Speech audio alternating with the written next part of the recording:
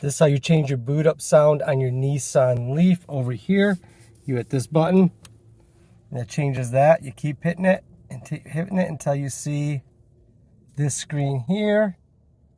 And then you hit this button next to it, and that'll scroll you down. Scroll, scroll, scroll, scroll, until you see effects. See effects, hit this button again. This is what'll happen. It'll bring some up.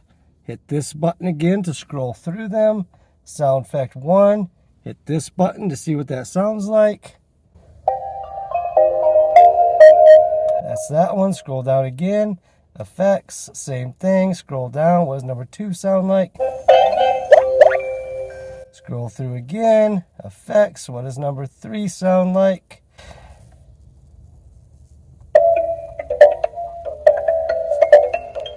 And that's how you adjust the sound effects on your Nissan Leaf.